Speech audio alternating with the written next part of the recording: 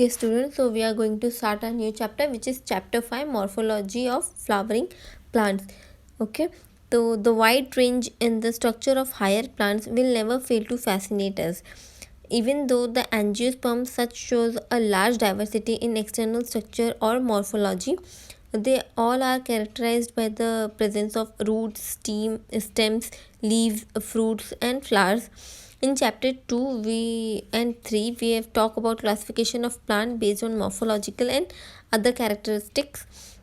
For any successful attempt at classification and at understanding of any higher plant, we need to know standard technical terms and standard definition. We also need to know about the possible variation in different parts found as adaptation of the plant to their environment. Example, adaptation to various habitat for protection, climbing, storage, etc. If you pull out any weed, you will see that all of them have roots, stem, and leaves. They may be bearing flowers and fruits. The underground part of the flowering plant is the root stem, while the portion above the ground form the shoot system. Okay तो आप लोग को ये पता ही होगा कि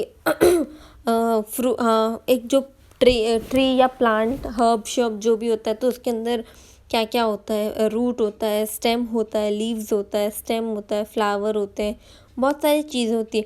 तो हम लोग अब इसको डिटेल में पढ़ेंगे. ओके तो हम लोग को इसमें सबसे पहले क्या देखना, मतलब आप कुछ भी कोई भी प्लांट निकालोगे, अगर जड़ से उसको निकालते हो तो आपको क्या दिखता है, रूट दिखता है अंदर, और उसमें जो छोटे छोटे स्टेम्स होते हैं वो दिखते हैं. ठीक है. अब सॉइल के जो नीचे का पार्ट होता है उसको हम कहते हैं रूट्स, और सॉइल के ऊपर जितने भी पोर्शन होते हैं उसको बोलते हैं शूट. तो शूट में क्या क्या हम कंक्लूड करेंगे, stem, leaves, flower, fruits, branches, जो भी है वो सब शूट्स में आता है.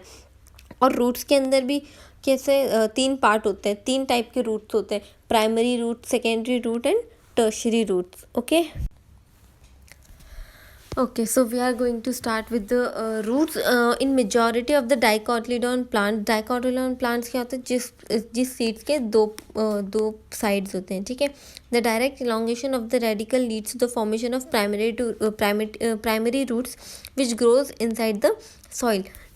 अब प्राइमरी रूट्स कहाँ पर ग्रो होता है, रूट्स के अंदर ग्रो होता है. It bears lateral roots. अब वो जो प्राइमरी रूट्स है उनके भी लेटरल रूट्स होते हैं, जिसको हम क्या बोलते हैं, सेकेंडरी, टर्शियरी रूट्स कहते हैं. सेकेंडरी होता है एक जो प्राइमरी में से निकलता है, और टर्शियरी क्या होता है, जो सेकेंडरी रूट में से निकलता है.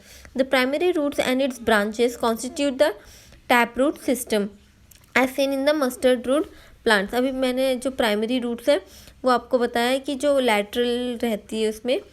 ठीक है. और उसके अंदर बहुत सारे, उसके अंदर से सेकेंडरी और टर्शियरी रूट्स निकलती है. In monocotyledon plants, the primary root is short-lived and replaced in a large number of roots. These roots originate from the base of the system and constitute fibrous root system. अब ये है fibrous root है, ये किस में होती है, ज़्यादा वीट प्लांट्स में होती है. ओके तो इसको क्या हम कहते हैं, फाइब्रस रूट. और ये मोनोकॉटिलिडोन प्लांट जिसके एक ही सीड होता है, जिसका कोई दूसरा भाग नहीं होता. ठीक है. तो ये फाइब्रस रूट है.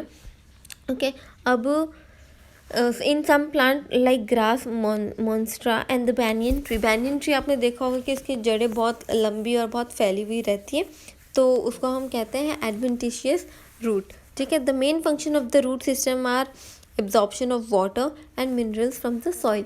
अब मेन फंक्शन क्या होता है रूट्स का, कि पानी एब्जॉर्ब करना सॉइल में से, उस सॉइल में से जितने भी मिनरल्स हैं, न्यूट्रिएंट्स है, वो एब्जॉर्ब करके सारे प्लांट्स के पार्ट को प्रोवाइड करना. ठीक है. और वो क्या करता है, मिनरल्स और जो भी स्टोरेज रिज़र्व करने के लिए हो सकता है, फूड मटेरियल्स, वो सारे स्टोर करके बाद में जब कभी सिंथेसिस के लिए चाहिए होता है प्लांट ग्रोथ के लिए, तब वो प्रोवाइड करता है रूट्स. ओके.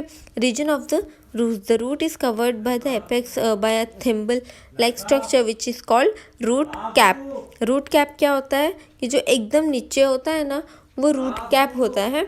ओके. उसके थोड़ा ऊपर क्या होता है, रीजन ऑफ मेरिस्टेमेटिक एक्टिविटी होती है, जो क्या करते हैं, रूट कैप को मतलब लाइक रूट को ना प्रोटेक्ट करती है. ठीक है. जो भी हार्शनेस रहती है उससे प्रोटेक्ट करती है. ठीक है.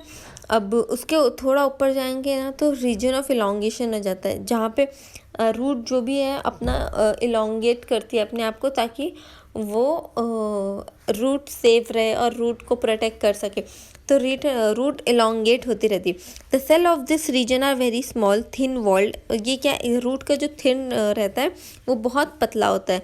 विद डेंस प्रोटोप्लाज्म, उन लोग के अंदर बहुत dense protoplasm. They divided repeatedly, अब ये डिवाइड होते रहते हैं, ठीक है। They are undergo in the rapid elongation and enlargement and they are responsible for the growth of the root in length. अब जब ये लोग है ना जो रूट इलोंगेशन होता है तो वो क्या रीजन ऑफ इलोंगेशन है। अब ये क्या करता है कि रूट को इलोंगेट करने में ये बहुत रिस्पॉन्सिबल रहता है उसकी ग्रोथ के लिए, ठीक है। The cell of the elongation zone gradually differentiate and mature. अब एक एज मतलब एक पीरियड आता है, एक टाइम आता है जब रीजन ऑफ इलोंगेशन किस में डिफ्रेंशिएट होता है, मतलब उसके अंदर एक मेच्योरेशन आने लगती है। मेच्योरेशन जब आती है तो वहाँ पर रूट हेयर ग्रो होने लगते हैं, और वही रूट हेयर क्या करते हैं, एब्जॉर्ब करते हैं वाटर मिनरल्स जो भी है सॉइल में से, वो एब्जॉर्ब करते हैं, ठीक है। अब क्या है, modification of root in some plant change their shape and structure, become modified to perform function other than absorption and conduction of water and minerals.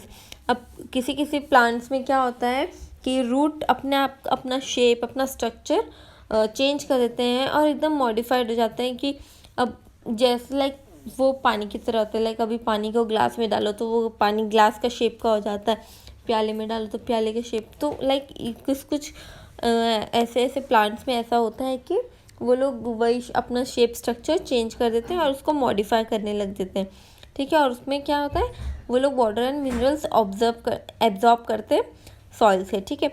They are modified for support storage of food and respiration, ठीक है। अब ये लोग modified होते हैं, मतलब modify मतलब थोड़ा चेंजेस लाना। अब ये लोग चेंजेस क्यों लाते हैं, ताकि जो स्टोरेज है फूड का रेस्पिरेशन का वो लोग को थोड़ा सपोर्ट मिल जाए, okay. The taproot of carrot, turnips and adventitious root of sweet potato get swollen and store food।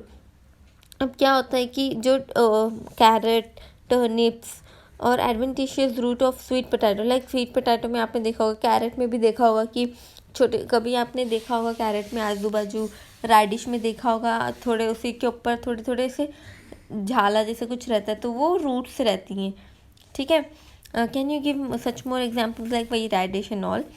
Have you ever wondered what goes hanging structure are then support the banyan tree? These are called prop roots। अब आपने banyan tree में देखा ही होगा कि ऊपर से लेके पूरा नीचे तक लाइक पूरा से जड़ टाइप रहता है, तो उसको क्या कहते हैं, prop बोलते हैं, prop roots, okay। Similar, the stem of maize and sugar can have supporting roots coming out to the lower nodes of the stem। अब जैसे ही हम बनियान ट्री में प्रॉप रूट्स होते हैं, लाइक ऊपर से लेके पूरा नीचे तक, ये सपोर्टिंग रूट्स होते हैं, ठीक है। तो वैसे ही मेज़ और शुगर कैन में भी सपोर्टिंग रूट्स होते हैं, जो कहाँ से आते हैं, एकदम जो लोअर नोड होता है स्टेम का, वो लोग वहाँ से ग्रो होते हैं, और उसको क्या कहते हैं, stilt roots, okay. In some plant such as rhizophora growing in swampy area, many roots come out on the ground and grow vertically upward। Such roots called nematophores help to get oxygen for respiration। अब जैसे Rhizophora एक plant है, मतलब उसके वो कहाँ पर grow होता है, सैम्पी एरिया में, और उसके बहुत सारे रूट हैं जो ग्राउंड के ऊपर ग्रो होते हैं vertically, okay, vertically upward grow होते हैं, ठीक है। तो उसको क्या कहते हैं, निमेटोफोर्स कहते हैं। अब निमेटोफोर्स क्या करता है, ऑक्सीजन और जो भी रेस्पिरेशन है उसको लेने के लिए काम में आता है, ओके। ये देखो यहाँ पे टर्निप, कैरेट, स्वीट पोटैटो, ये सब के ऊपर जो छोटे छोटे हैं वो रूट्स रहते हैं, ठीक है।